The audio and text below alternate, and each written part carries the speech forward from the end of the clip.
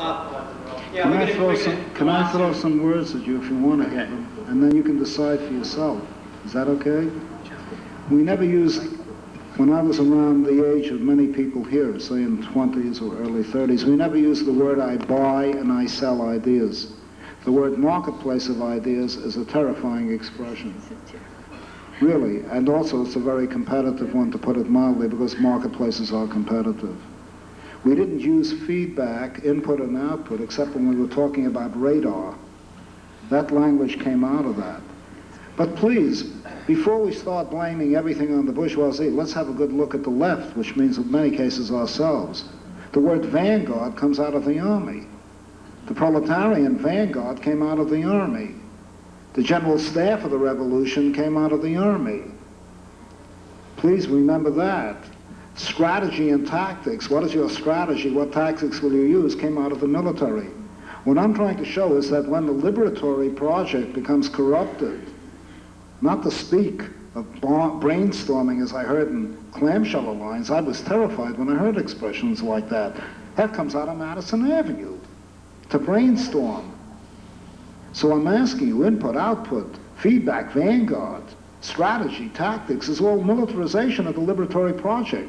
And with that, you have the militarization of the conceptual framework, that language being the materials for conceptualizing already begins to take over in our thinking.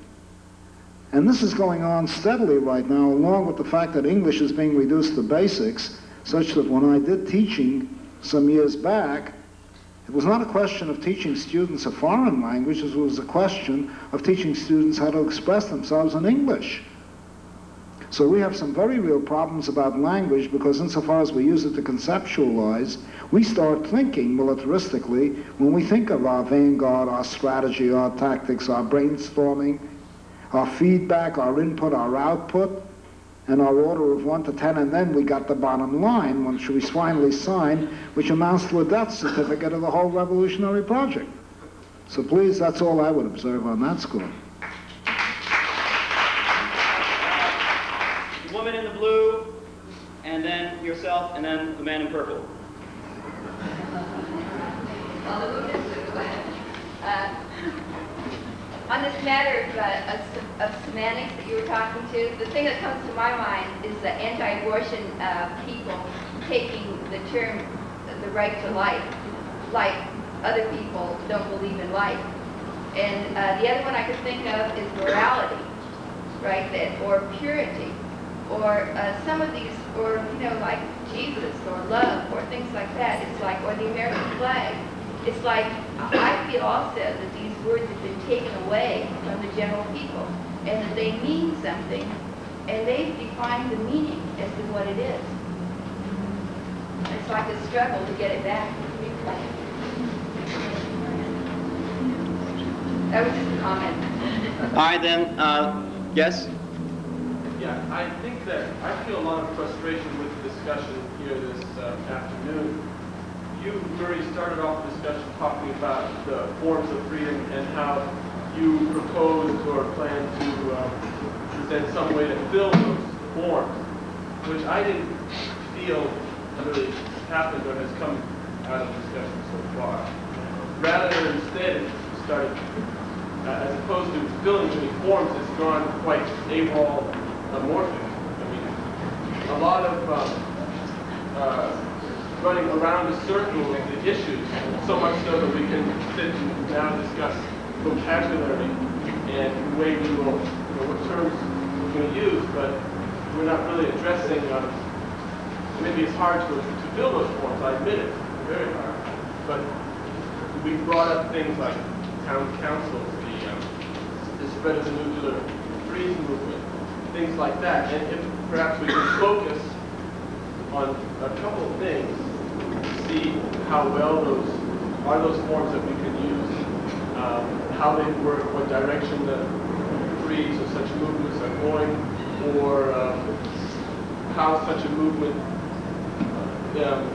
is really representative of all 100 nearly percent of the people in this country, all kinds of things like that. I'd just like to see the discussion go in that direction.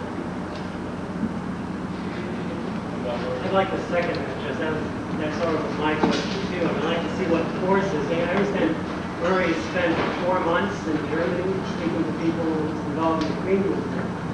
And I would just like to get some of his feedback on that. You know, if there's anything practical about what's been happening in Germany, then we should be made known of that. We're not. It doesn't seem that we're getting very much information. I mean, what are we missing? I mean, where are the forces that are going to create the society that we're looking for, that we all talk about and wish to see develop? All right, that's a question. All I can say is, wow. You know, if one asks me just generally about how is one going to fill in culturally the substance of these forms, I'd have to start with such basic ideas of I and other. The way in which we think of other, this is the most immediate experience. Hegel starts his phenomenology with that problem. How you experience what is outside you before you start defining yourself. And I think that we're very sick on that score to begin with, because any other that is outside ours, us, I, the I, ego, is always an object, and something that has to be controlled and something that has to be mastered. So if you were to ask me where I would get started in trying to talk about the sensibility and the culture, I would have to begin with the whole poetry of our participation, which I think Susan Griffin is particularly and eminently capable of dealing with, how to relate to the other. The whole question of otherness is one of the great crises of our way of experiencing, our epistemology, an epistemology of domination. We have an epistemology of domination, not an epistemology of participation. Then I could start ramifying this out and out and out. So I beg you to bear with me that I did try, for better or worse, to strike out on that path in a number of works in the Ecology of Freedom, and that's 400 pages thick. Hardly anything that I could possibly hope to dwell on. But it gets that deep. It gets that deep in how we experience what is outside us in otherness. And that concerns me profoundly. An epistemology, by which I mean the way in which we experience reality and the way we reason. We have a rationality of domination. It's not only on an order of 1 to 10, it's pyramidally constructed. If ecology has anything to teach us, it is the idea that the whole is not only more than the sum of its parts, but it's the fulfillment of the potentialities of the whole process of development. And not anything that can be conceived of pyramidally, but has to be conceived of like an ecosystem, like a food web, all the interconnections that make for a unity in all its rich diversity. Unity in diversity, not one above the other on an order of 1 to 10.